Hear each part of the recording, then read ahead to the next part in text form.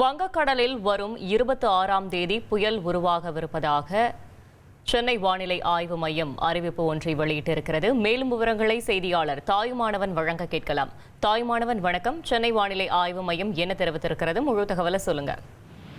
நாம் நேற்றைய தினமே குறிப்பிட்டிருந்தோம். மலக்கா ஜலசந்தி மற்றும் அதனை ஒட்டிய தெற்கு அந்தமான் கடல் பகுதியில நேற்றைய தினம் ஒரு குறைந்த காற்றழுத்த தாழ்வு பகுதி என்பது உருவாகி இருப்பதாகவும் அது படிப்படியாக வலுப்பெறுவதற்கான வாய்ப்பு இருப்பதாகவும் அடுத்த கட்ட நகர்வுகளை வானிலை ஆய்வு மையம் தீவிரமாக கண்காணித்து வருவதாக குறிப்பிட்டிருந்தோம்.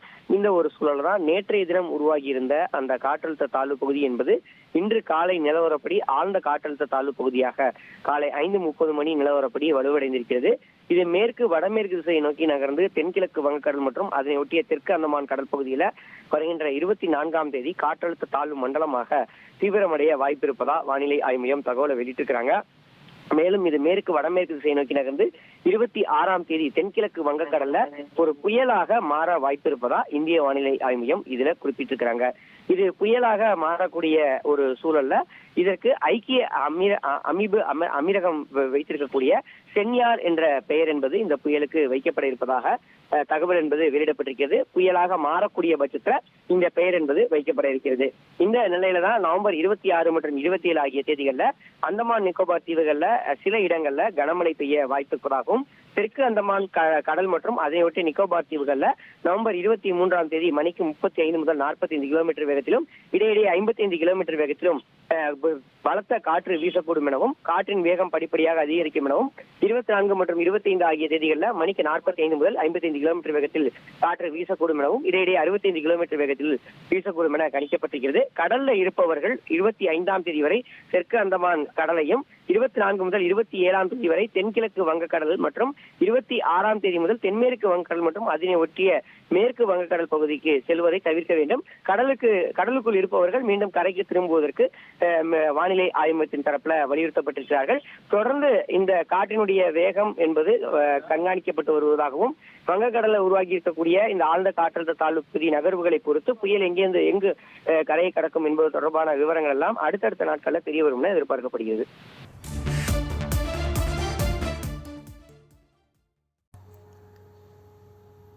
நவம்பர் 23ஆம் தேதி காலை 5:30 மணி நிலவரப்படி மலாக்கா ஜலசந்தி பகுதிகளிலையும் அதனை ஒட்டிய தெற்கு அந்தமான் பகுதிகளில் நிலவிய காற்றழுத்த தாழ்வு பகுதி தீவிர காற்றழுத்த தாழ்வு பகுதியாக வலுப்பெற்றிருக்கு.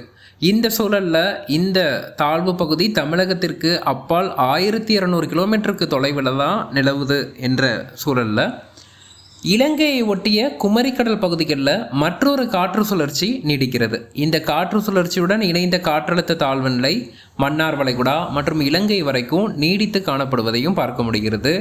இந்த காற்று சுழற்சியின் விளைவாக அடுத்த 24 மணி நேரம் முதல் 36 மணி நேரத்திற்குள்ளாக இலங்கையை ஒட்டிய தென்மேற்கு வங்கக்கடலில் புதிய காற்றழுத்த தாழ்வு பகுதி உருவாகும் என எதிர்பார்க்கப்படுது. இந்த இலங்கையை ஒட்டி உருவாகக்கூடிய தாழ்வு பகுதி வலுப்பெறும் போது அந்தமானிற்கு கிழக்கே நிலவக்கூடிய தற்போது நிலவக்கூடிய அந்த தீவிர காற்றழுத்த தாழ்வு பகுதி தாழ்வு மண்டலமாகவோ அல்லது புயலாகவோ வலுப்பெறுவதில் தாமதமோ அல்லது சிரமமோ ஏற்பட்டு கடலிலேயே வலுவிழப்பதற்கான சாத்தியக்கூறுகள் இருக்குது. அப்படி பார்க்கும்போது நமக்கு நாளைய தினம் நமக்கு தென்மேற்கு வங்கக்கடலில் இலங்கை அருகே உருவாகக்கூடிய தாழ்வு பகுதி படிப்படியாக வலுவடைந்து தமிழகத்தை நோக்கி நகரும் அப்படின்னு எதிர்பார்க்கப்படுது. முதல்ல இதன் காரணமாக தற்போது நமக்கு கடந்த 2 நாட்களாகவே தென் மாவட்டங்கள், காவிரி டெல்டா மாவட்டங்கள் மற்றும் உள் மாவட்டங்களில் பரவலாக மழை பதிவாகிட்டு இருக்கு.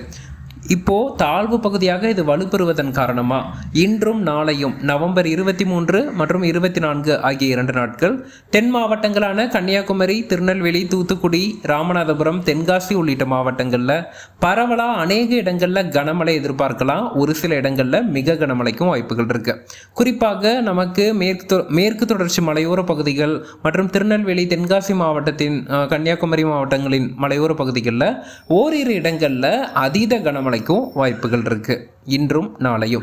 அதே போல காவிரி படுகை மாவட்டங்களான மயிலாடுதுறை, காரைக்கால், நாகப்பட்டினம், திருவாரூர், தஞ்சாவூர் உள்ளிட்ட மாவட்டங்கள்லையும் பரவலாக விட்டு விட்டு மழைப்பொழிவு எதிர்பார்க்கலாம். ஒரு சில இடங்களில் கனமழையாக இருக்கும்.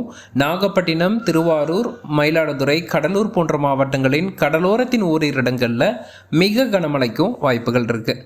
இது மட்டுமல்லாது கடலோர மாவட்டங்கள் மட்டுமல்லாது அதனை ஒட்டி இருக்கக்கூடிய உள் மாவட்டங்கள் திருச்சி, அரியலூர், பெரம்பலூர் மற்றும் கள்ளக்குறிச்சி போன்ற மாவட்டங்கள், அதே போல் நமக்கு மேற்கு மாவட்டங்களான கோயம்புத்தூர், திருப்பூர், ஈரோடு, நாமக்கல், கரூர், சேலம், தருமபுரி போன்ற மாவட்டங்கள்லையும் மாலை இரவு நேரங்களில் இடி மின்னலுடன் கூடிய மழைக்கான வாய்ப்புகள் இருக்குது.